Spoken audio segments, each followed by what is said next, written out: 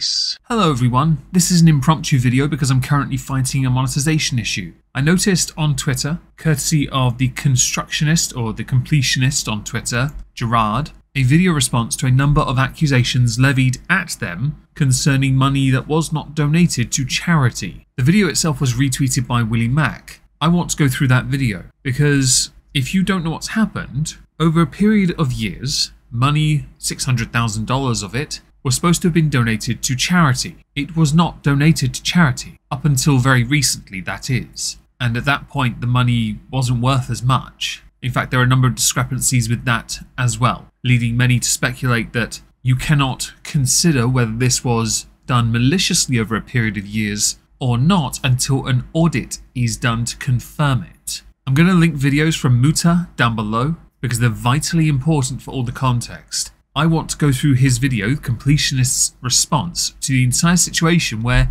effectively, and I'll give you the very short Cliff's notes, Jirard admits to doing the wrong thing, essentially, and there is a consequence for that we'll get to soon. Over the past few weeks, allegations have been made against me, my family, and our charitable organization, the Open Hand Foundation, asserting charity fraud and more.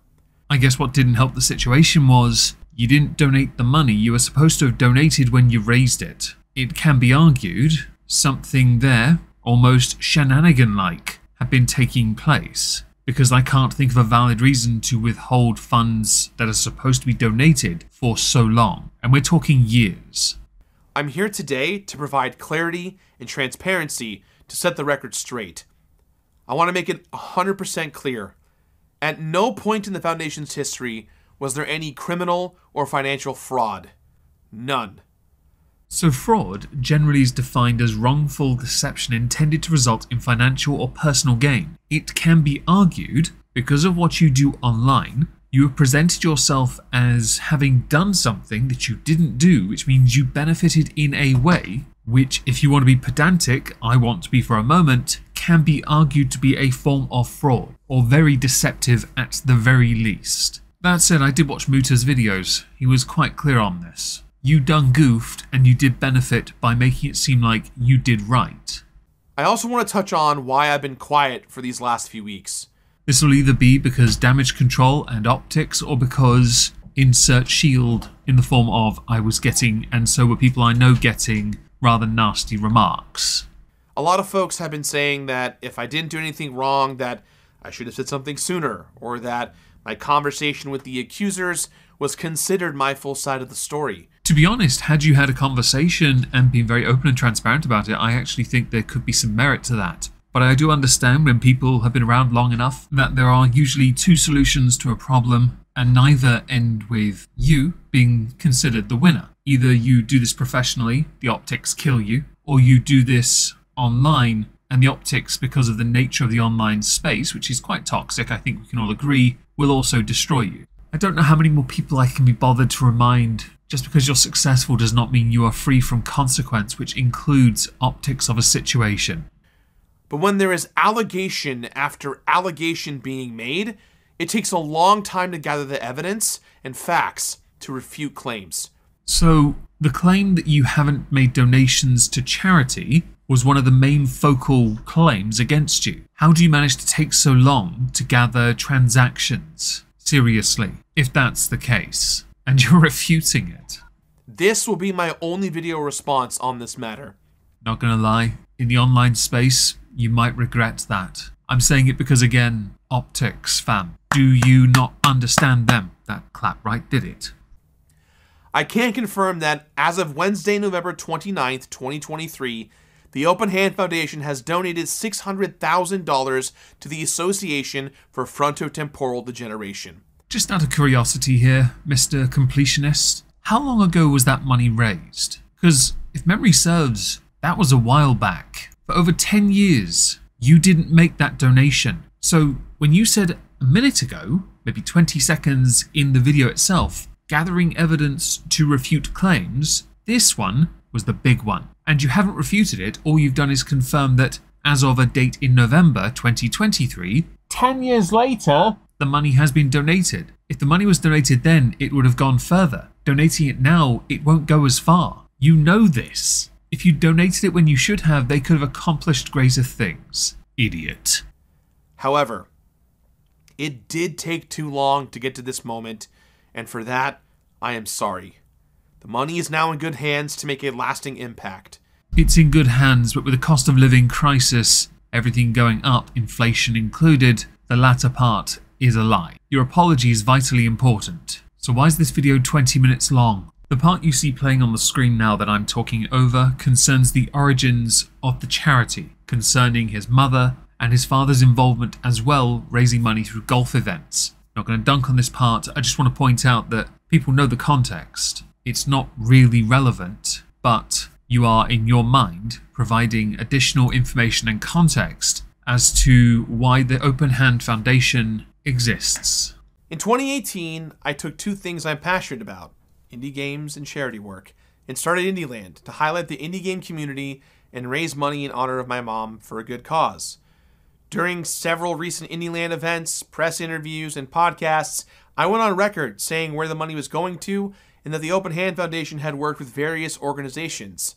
At different points, the foundation had been in communication with or considered several of them, but it was not appropriate for me to make such statements when final actions had not yet been taken. So I'll admit a level of unprofessionalism from being a bit more enthusiastic than those who are supposed to be in charge. Let's play with those words for a second, shall we? Another word for that is deception. You mentioned the communication, yet apparently the communication was not as open as you made it out to be, meaning you deceived, but through your own ignorance? Is that your claim? Because that's how it can be interpreted. Well, by me, and I'm just a low IQ oik.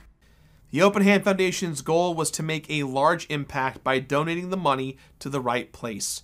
And a lot of the conversations that were had with various organizations involved the funds not being restricted or came with extremely high administrative costs. Look, any way you say this, action needed to be taken.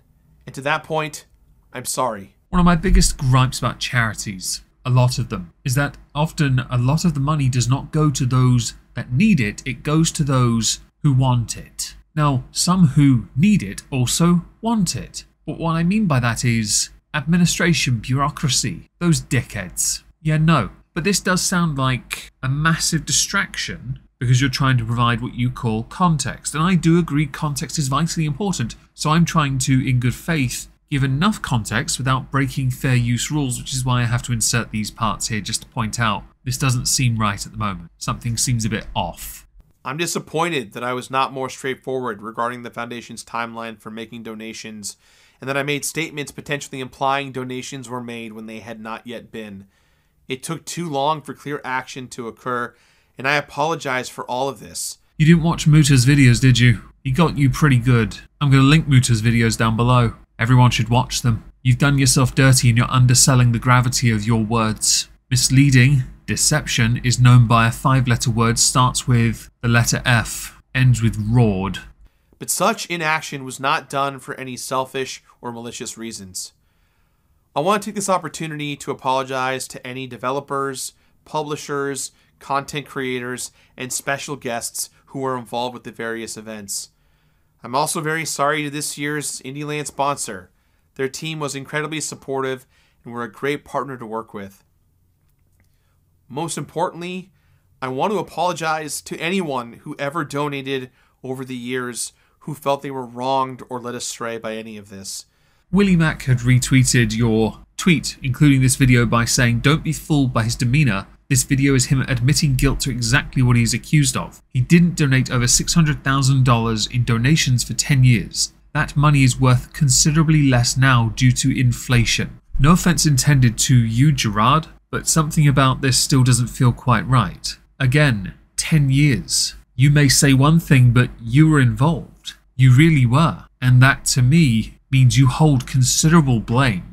Now here's another glaring problem. If you go back to any of their filings, for instance, this is from 2016, you can see that when they checked their organizations, they called themselves a Section 501c3 exempt private foundation.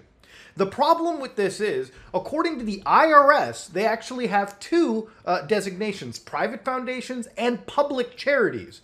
Generally, organizations that are classified as public charities have an active program of fundraising and receive contributions from many sources, including the general public. You're about to hear some fantastic response work from Jirard, but what he's actually doing isn't refuting, which is what he says the point of this video is.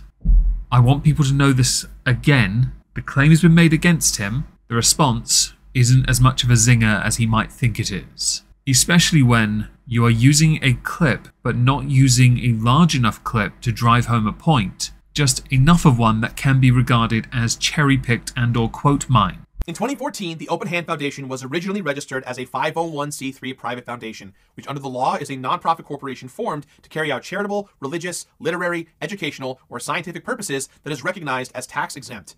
When the foundation realized the limitations placed on the private foundations themselves, they sought out advice of legal and financial counsel and took action to switch to a public charity.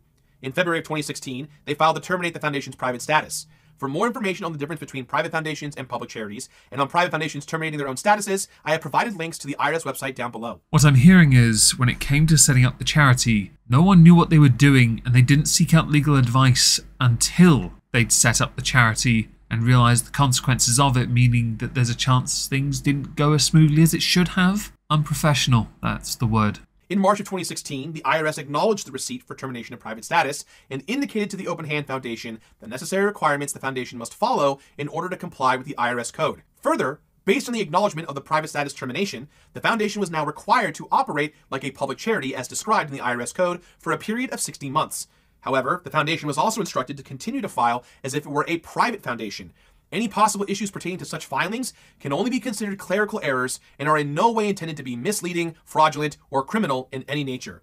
Am I the only one that thinks this might come across as somebody trying to justify why it took so long for payments to be sent? Because that's how it comes across to me. I have a very limited understanding of a lot of things, but this does seem a bit crap, really, doesn't it? Many crimes, especially fraud, go undetected, and unless you do something especially egregious on your filings, nothing will be flagged to the IRS. In saying that, however, these filings don't seem to be done properly, and they aren't even signed, which is definitely a legal requirement. In April 2016, after receiving confirmation of the foundation's termination of private status, the IRS had completed a randomized audit on the 2014 tax return and continued to allow the foundation to operate tax exempt, as it found nothing wrong with the foundation's filings.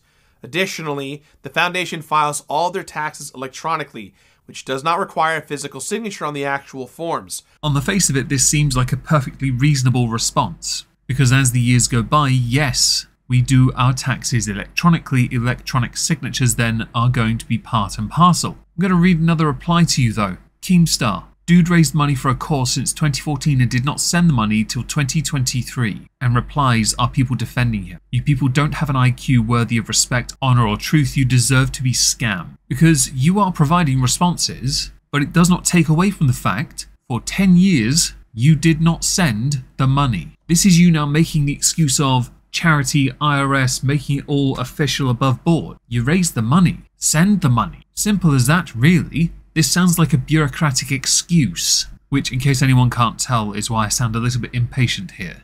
On to donations. There are generally two types of donations, unrestricted and restricted donations. Most donations are unrestricted in nature. By being unrestricted, donations can go to anything: research, administrative costs, travel expenses, salaries, or bonuses. It doesn't matter.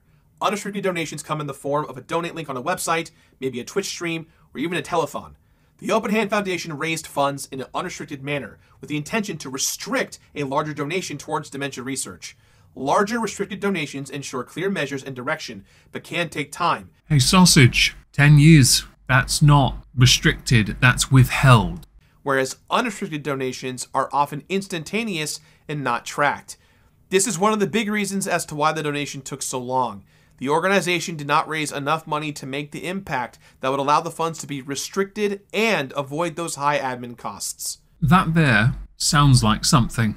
If only I could place my finger on what it was. You know, beyond a you problem. Because don't forget here, for years, you kind of alluded and stated, mostly, that the money was being donated. We're not in 2014 still. If we were, I'd still be unemployed. Now let me walk you through the finances. Revenue sources for the foundation include direct and indirect public support, the golf fundraiser revenue, and Indieland revenue.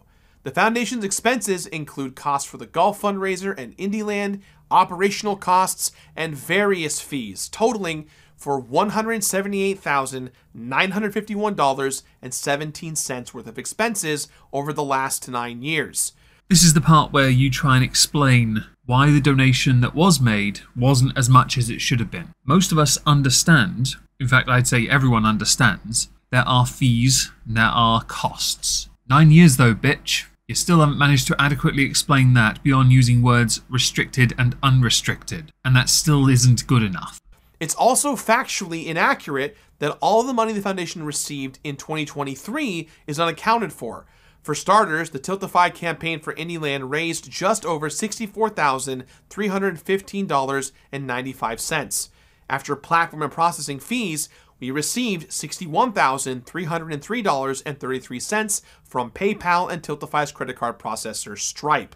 Now, I had seen a few tweets and I wished I'd archived them quick enough talking about this part, about costs and where some of the more current income was and was not going. I'm going to read another response because I want to insert them every so often because I think it's quite important to see how people have handled watching your video after seeing all the information that came to light prior, with a lengthy gap in between. Mr. Repsion, this response was terrific. Thank you for taking the time and not rushing into responding. I sat back and questioned things, but it sickens me when people just make false claims of embezzlement, etc., with no evidence other than YouTube journalism hunch, which half the time has no verifiable proof or lacks an understanding of complex tax business accounting. If you say that you have everything to prove what you're saying is true, I believe it. Strange. The IRS doesn't push around fraud. If you have them backing you, I see no reason not to believe what you're saying. I hope all parties involved can actually do their job and admit there were wrongdoings in this. Using an audience to spread false reporting disgusts me to my core. I am angry for you.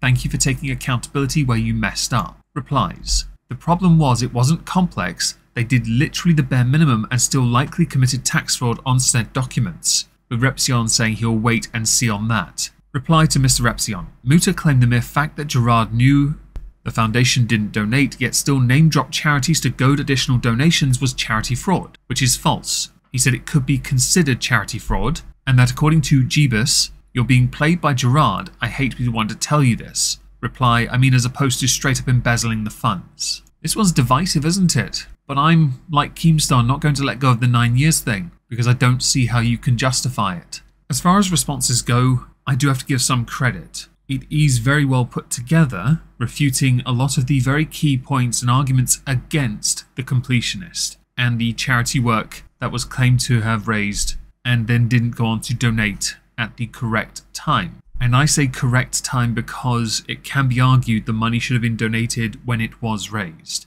as opposed to holding on to it because you did state you could have because of the IRS. You had access to do that, or the charities, the foundations did. You stepping down for the sake of optics is actually a good thing, to be honest. The charity needs to stand on its own 2 feet. Your involvement, of course, vitally important going forward. You say this is the only response you're going to give to the situation. It is highly debated within your own replies to the tweet with this video in it as to whether or not this is a good response. I think it's a good response because you've shown some relevant receipts and provided valid argumentation. But 9 years, 10 years even, whatever, is far too long, and the money means nowhere near as much now as it did then. I'm still glad they got the money though, genuinely.